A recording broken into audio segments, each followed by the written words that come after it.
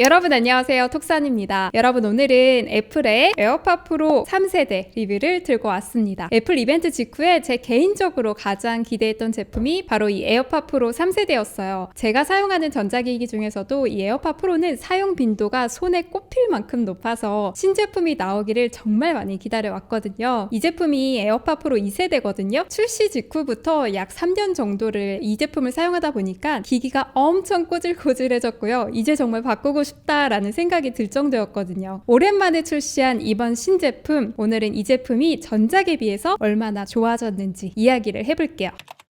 에어팟 프로 3세대의 케이스 크기가 전작보다 커졌지만 무게는 더 가벼워졌는데요. 에어팟 프로 하나의 무게는 6g으로 전작과 동일한 무게예요. 페어링 방식도 바뀌었는데요. 기존에는 버튼을 눌러야 했지만 3세대는 케이스를 열고 나서 두 번을 딱 탭을 하게 되면요, LED가 흰색으로 깜빡이면서 바로 페어링 모드로 변경이 돼요. 페어링 버튼이 사라지면서 후면 디자인은 더욱 깔끔해졌는데요. 충전은 전작과 동일하게 C타입이고요. 하단에는 스피커가 내장이 돼 있습니다. 이 스피커는 나이 찾기 기능에서 정말 유용한데요.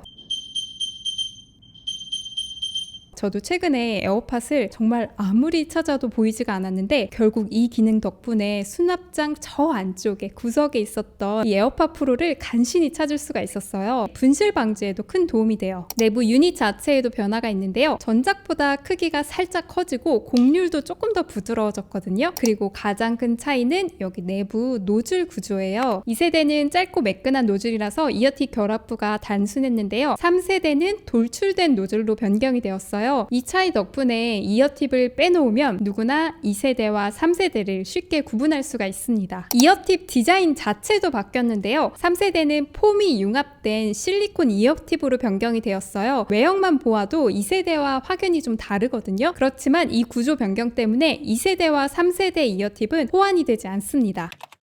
이번 3세대에는 기본 장착된 M 사이즈 외에도 총 5가지 사이즈의 이어팁이 제공이 되는데요. 기존의 2세대보다 조금 더 세분화된 선택지예요. 구성은 SS부터 라지까지 다양하게 준비가 되어 있어서 귀 크기 그리고 형태에 따라서 맞춤 선택이 가능합니다. 이어팁을 하나씩 바꿔가면서 테스트를 해봤어요. 여러분, 이어팁을 교체할 때 방법은 간단한데 조금 주의하실 게 필요해요. 이어팁을 빼고 넣을 때 똑 하는 그런 단추 소리가 나거든요. 그러면 그 소리에 따라서 이게 결합이 됐구나, 분리가 됐구나, 이런 걸 알아차리실 수가 있어요. 3세대에는 폼이 융합된 실리콘이라서 이전보다 더 견고하게 느껴졌습니다. 다만 여러분들이 이거 교체하실 때 손이 땀이 있거나 미끄러우면 교체가 어려울 수가 있어요. 그럴 때는 천으로 감싸서 이렇게 빼시면 더 쉽게 분리가 됩니다. 제 귀 기준으로는 M이나 L 사이즈를 썼을 때는 심박수 측정 센서가 정면에서 보이는 경우가 있었어요. 그런데 이 심박수 센서는 귀 앞부분에 가려져야 제대로 작동하기 때문에 이 사이즈들은 저에게 적합하지 않다라고 판단을 했고요. 그리고 나서 S 사이즈 팁을 착용했을 때는 심박수 센서도 가려지고 차음성과 밀폐감 모두 가장 만족스러웠습니다. 이어팁 선택은 단순히 노이즈 캔슬링 성능뿐만 아니라 심박수 측정 센서 같은 새로운 기능을 제대로 활용할 수 있느냐와도 연결이 되거든요. 여러 사이즈를 꼭 직접 착용을 해보시고 마지막에는 음향 밀착 테스트가 있어요. 그거까지 꼭 해보시는 거 추천드릴게요. 제가 이번 3세대에서 가장 기대했던 부분이 바로 역시나 노이즈 캔슬링 성능이었는데요. 전작인 2세대도 워낙 훌륭했기 때문에 과연 얼마나 좋아졌을지 궁금하더라고요. 애플은 이번에 최대 2배 강력해졌다라고 발표를 했는데요. 실제로 제품을 받아서 테스트를 해보니까 기존에도 사실 충분히 잘 된다라고 느껴왔던 그 노캔이 한층 더 강화된 게 체감이 됐습니다. 시끄러운 볼륨을 더 크게 줄여주고요. 옆에서 누가 이야기를 해도 정말 거의 들리지 않을 정도예요. 저는 개인적으로 소음이 좀 예민한 편이라서 쇼핑몰 같은 데 다녀오면은 정말 기가 빨리고 항상 피곤했는데요. 이번 3세대는 그 웅웅거리는 그 저주파 소리까지 잘 잡아줘서 만족도가 정말 높았어요. 노이즈 캔슬링 외에도 총 3가지 모드를 사용할 수가 있어요. 첫 번째로 노이즈 캔슬링은 주변 소음을 적극적으로 차단하는 그런 기능이죠. 그리고 주변음 허용 모드는요, 외부 소리를 마이크로 받아들여서 귀에 자연스럽게 들려주는 기능입니다. 적응형 오디오는요, 주변 환경 소음과 사용 패턴을 인식해서 상황에 맞게 노캔과 그리고 주변음 허용 모드를 자동으로 조합을 해주는 스마트한 모드예요. 저는 길거리를 걸을 때는 안전을 위해서 주변음 허용 모드를 사용을 하고 있고요. 쇼핑몰처럼 위험하진 않지만 그래도 약간의 주변 소리 인지가 필요한 환경에서는 적응형 오디오를 주로 사용하고 있습니다. 모드 전환은 간단한데요. 줄기를 꾹 눌러주면 세 가지 모드가 순환되면서 전환이 돼요. 이렇게 세 가지 모드를 설정하는 방법은요. 아이폰 설정에 들어가서 에어팟 프로 3세대 메뉴에서 줄기를 눌렀을 때 어떤 모드 전환이 되게 할지를 직접 지정을 하실 수도 있어요. 좌우 유닛별로 동작을 다르게 설정할 수도 있어서 한쪽은 모드 전환, 다른 한쪽은 시리오 툴처럼 이렇게 커스터마이징도 가능합니다. 전환을 하시다가 적응형 오디오로 바뀔 때는 그 고유한 알림 사운드가 있어요. 조금 더 다르게 들리거든요. 그래서 귀로만 들어도 이게 어떤 모드로 전환이 됐구나 라는 걸 아실 수가 있어요. 에어팟 프로 3세대에는 새로운 멀티포트 어쿠스틱 아키텍처가 들어가 있는데요. 공기 흐름을 정밀하게 제어를 해주고 맞춤 설계된 드라이버와 앰프가 H2 칩과 함께 동작을 하면서 고해상도의 3차원 사운드를 만들어낸다고 해요. 여기에 적응형 EQ까지 더해져서 사운드 스테이지가 전작보다 확실히 넓어졌습니다. 이 내용이 이론적으로는 음질이 좋아졌다라는 설명인데 실제로 들어보면 이게 전작과 차이가 있다라는 게 확 체감이 되거든요. 2세대도 충분히 좋은 음질이었지만 3세대는 사운드가 더 깔끔하고요. 무엇보다 가장 중요한 입체감이 살아있어요. 저는 들으면서 이게 마치 스피커로 들었을 때 우퍼가 탑재된 스피커를 켠 것처럼 저음의 볼륨감과 깊이가 더해진 느낌을 받았는데요. 보컬 같은 중음역대는 앞으로 더 튀어나와 있어서 선명하게 들렸습니다. 고음은 쏘지 않고 쫙 앞으로 뻗어나가서 전체적인 밸런스가 좋아졌어요. 좌우 분리감이 좋아져서 악기들이 어느 쪽에서 들리는지 이런 것들도 상상해 보면서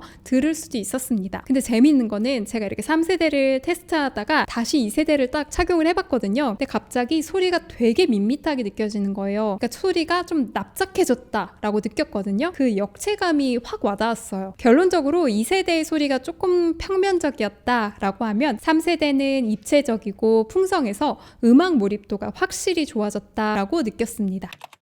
통화의 품질 쪽은 솔직히 제가 전작과 비교해서 아주 큰 변화는 잘 못 느꼈어요. 여러 리뷰에서 마이크가 조금 더 개선돼서 통화 시 목소리가 더 또렷해진다라고는 하는데 2세대와 비교해서 좀 달라진 점이 있다면 조용한 방에서는 차이가 느껴질 수도 있겠다라는 정도였고요. 그렇지만 시끄러운 공간에서는 여전히 이렇게 좀 약간의 잡음이 섞이는 경우도 있다라고 느꼈습니다. 지금은 여러분 통화 테스트를 하고 있는데요.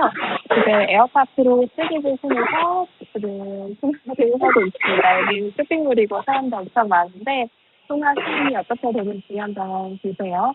연결성 이런 것들도 같이 보시면 좋을 것 같습니다.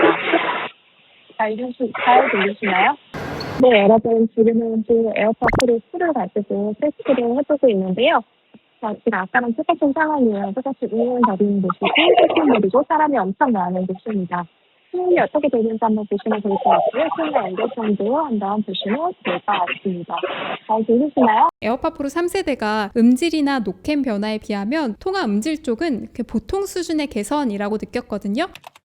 이번 3세대는 최대 10시간까지 사용이 가능한데요. 전작은 최대 8시간 사용이었어요. 그러니까 사용시간이 약 2시간 정도 늘어난 셈이죠. 전작을 쓸 때도 배터리 때문에 너무 불편하다라고 느꼈던 적은 없었거든요. 왜냐하면 배터리가 부족하다 싶으면 얼른 이어폰을 케이스에 잠깐만 넣어둬도 금방 충전이 됐거든요. 그래서 이번에 사용시간이 늘어난 게 막 드라마틱하게 진짜 배터리 늘어났다 이렇게 체감이 되진 않았지만 그래도 나중에 장거리 비행이나 하루 종일 이어폰을 계속 써야 할 때는 훨씬 더 든든은 할 것 같습니다. 충전은 C타입 유선으로 하셔도 되고요. 맥세이프 충전도 가능해요. 그리고 애플워치 충전기로도 하실 수가 있습니다.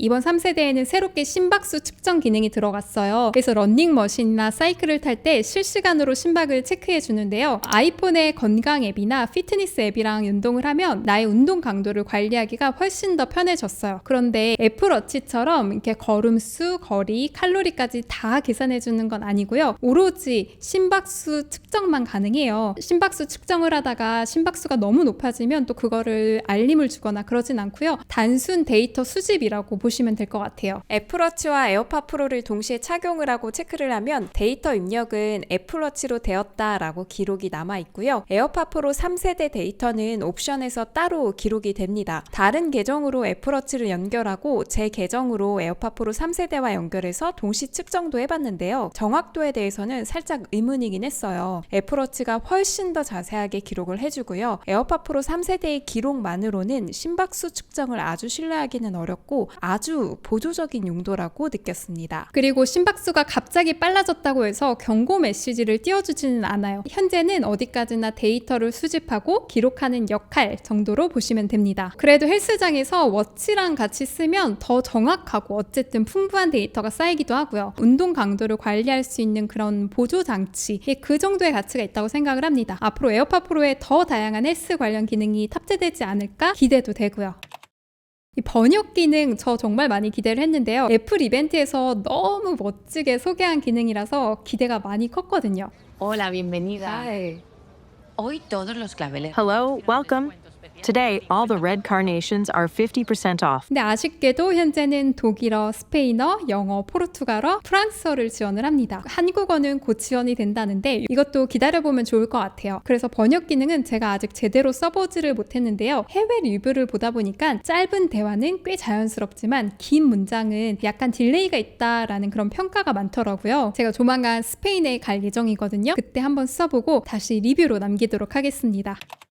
오늘은 에어팟 프로 3세대 리뷰를 전해드렸는데요. 노캔 성능과 음질이 확실히 업그레이드된 게 체감이 돼서 기존 2세대를 쓰시던 분들도 기변을 고려해볼 만하다라는 그런 생각이 들었어요. 특히 애플 기기를 함께 쓰시는 분들은 아시죠? 이 에어팟은 기기 전환이 워낙 매끄럽기 때문에 음질이나 성능 이런 부분들을 차치하더라도 연결성이 워낙 좋아서 선택할 이유가 충분하거든요. 여기에 이번에는 성능까지 더 좋아지니까 저는 개인적으로 아주 만족한 구매였는데요. 물론 이 제품의 가격이 다소 높긴 하지만 애플 생태계 안에서 매일 이어폰을 쓰시는 분들에게는 충분히 값어치를 한다고 생각을 합니다. 저는 특히 노캔과 음질의 만족도가 컸는데요. 여러분은 어떤 부분에서 가장 기대가 되시나요? 댓글로 의견 많이 남겨주시고요. 오늘 영상이 도움이 되셨다면 좋아요, 구독, 알림 설정까지 부탁드립니다. 번역 기능은 조만간 스페인에서 직접 써보고 다시 영상으로 찾아올게요. 우리 다음 영상에서 또 만나요. 안녕!